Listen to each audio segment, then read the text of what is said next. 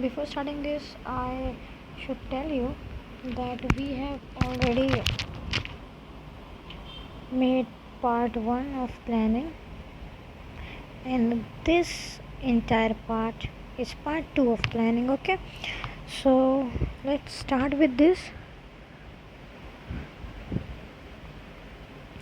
We are going to study about the limitations of planning, like what are the drawbacks of the planning that one has to look around and should try to eliminate all these type of limitations. Okay, first is planning leads to rigidity.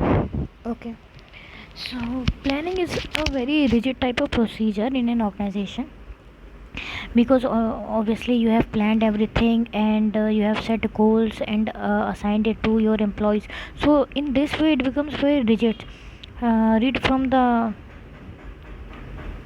fifth line. These plans then decide the future course of action, and managers may not be in a position to change it. This kind of rigidity in plans may create a difficulty. Manager need to be given some kind of flexibility to be able to cope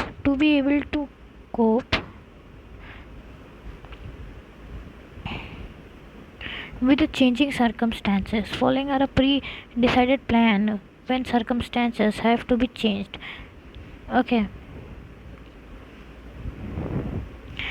see, the second thing is planning may not work in dynamic environment. Means you have already decided your plan, assigned it to the employees. And what does dynamic environment mean? Means the type of environment that keeps on changing, that does not remain constant. So the business environment is dynamic, nothing is constant. The environment consists of a number. See, this is important, you have to mark this line. Environment consists of a number of dimensions: economic, political, physical, legal, and social. Okay, the organization has to constantly adapt itself to change. Okay, it becomes difficult to accurately assess future trends in the environment if economic policies are modified. Uh, till here, changes. Then it becomes difficult to accurately assess the future trends in the environment, and certainly it is obviously difficult to predict the future. No one is 100% perfect to predict that. Competition in the market can also upset financial plans, like the future events, like see what type of competition that arise, like in this corona era. Competition arises, and mass production of mass and sanitizer came in, like that. Planning cannot foresee everything, thus there may be obstacle to effective planning. Means this blue line para you have to write, and the above para that I have marked, that one. Now planning reduces creativity, because the planning is rigid, you have allotted the work. So if an employee wants to tell you something, or put on his ideas to add anything, he can't do that because he is already bound. So usually the rest of the members just implement these plans, right? As a consequence, middle managers and other decision makers are neither allowed to deviate from plans. Okay, they cannot change the plan if they are having such kind of creativity. So thus much of the initiative or creativity inherent in them get lost. Okay, some most of the time employees do not even attempt to formulate plans. They only carry out orders. This make them non-creative person from a creative. Okay, so this is a very essential kind of limitation that we see. Next is planning involves huge cost, right? Obviously planning involves huge cost, right? When plans are drawn up, huge costs are involved. These may be in the terms of time and money. For example, checking accuracy of facts, you may involve a lot of time. Then you need money to prepare plans and required like calculation and a few people assigning.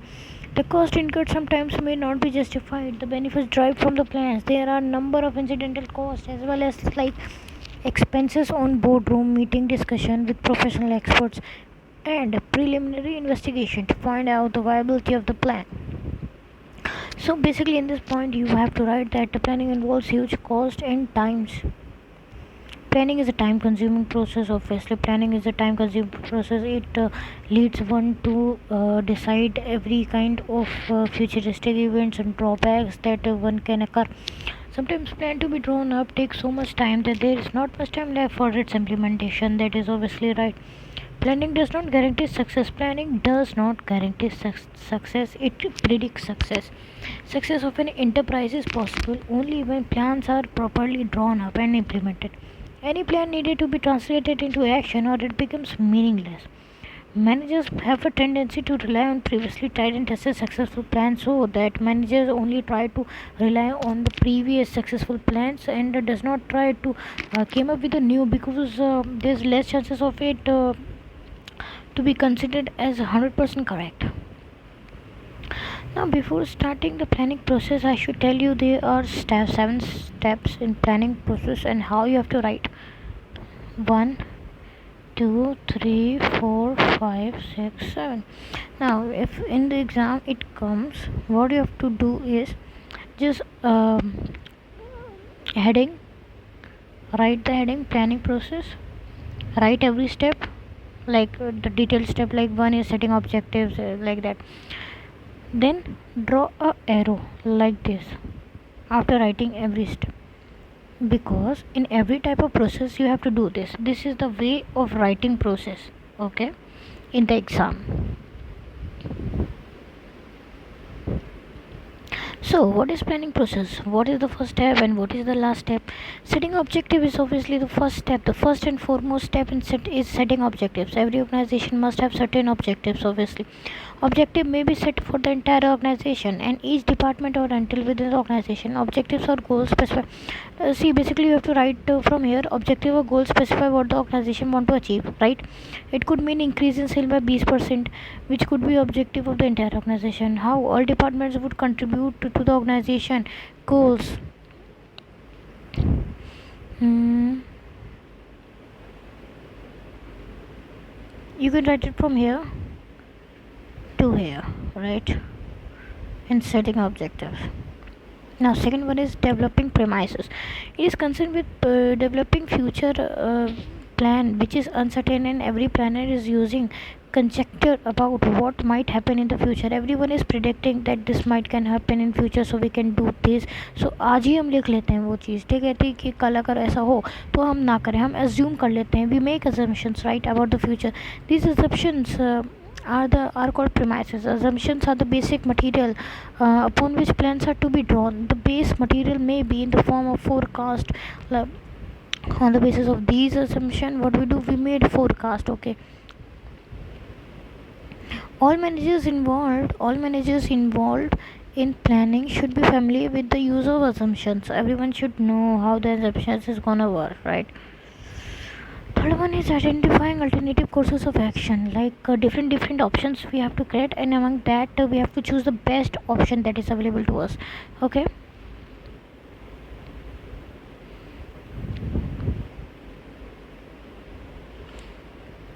For example, if I say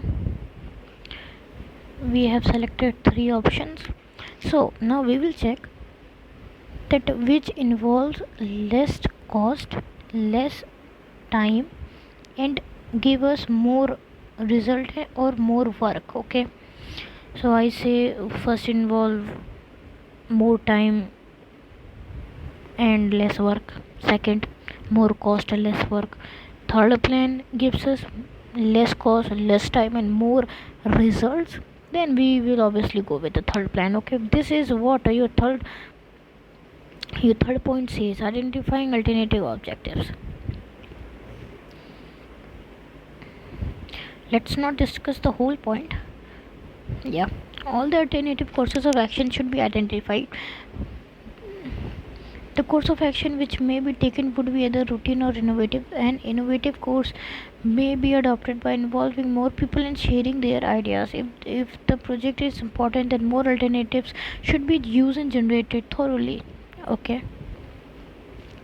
Now, evaluating alternative courses, like checking which one is right, which one is risk free, which involves less cost. Next step is to weigh the pros and cons. Note down this word pros and cons. You have to write it in this particular point. Each course will have many variables which have to be weighed against each other. The positive and negative aspects of each proposal need to be validated. Like something has positive thing, like I already told you doing 1 2 3 example. Come here, for example, risk return trade off is very common. More risky the investment, higher the return you will get. To evaluate such proposals, detailed calculation of earning per share, interest, taxes, dividend, etc. should be made. Next is selecting an alternative. You should always select a B plan. This is point of discussion making. The best plan has to be adopted and implemented. The ideal plan, okay, the best suited plan, which is most feasible and profitable and with less negative cons. Most plans may not be always subjective to mathematical analysis. In such cases, subjectivity and the manager's experience, judgment, and at times intuition play an important part in selecting the most viable alternative. Sometimes combination of plan may be selected. You, if you don't think so that only a single plan is not working, you can choose basically a combination of plans that could work out. The manager will have to apply permutations and combination to select the best possible, of course. The sixth plan, implementing the plan. This is the step where other manager function also come into the picture. The step is concerned with putting the plan into action. Like we have to now implement the plan. We have decided, we have evaluated. Now we are going to just follow the plan. The step is concentrated with putting the plan into action. That is doing what is required. For example, if there is a plan to increase the production, then there are more labor, more machinery with will be required, obviously. And this step would also involve organization for labor and purchase of machinery. Done. Now follow up action. We have implemented the plan. Now we have to follow the things to see whether plans are being implemented and activities are performed according to schedule. Is also a part of the planning process. Monitoring, we have to monitor the work if it is going right or wrong. It is equally important to ensure that objectives are achieved or not.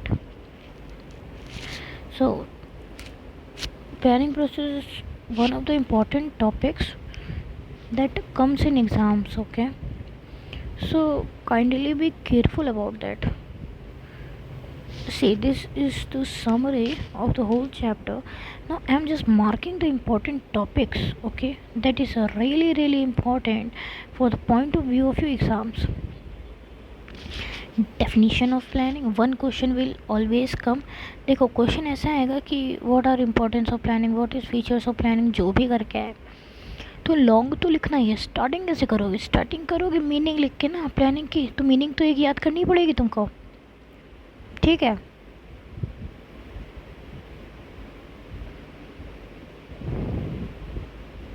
So C, definition of planning,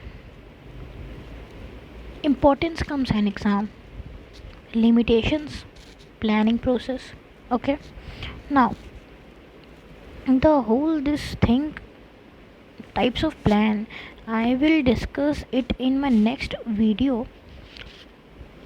How question come from this is like you have got in types of plan: objective, strategy, policy, rule, program, and budget only.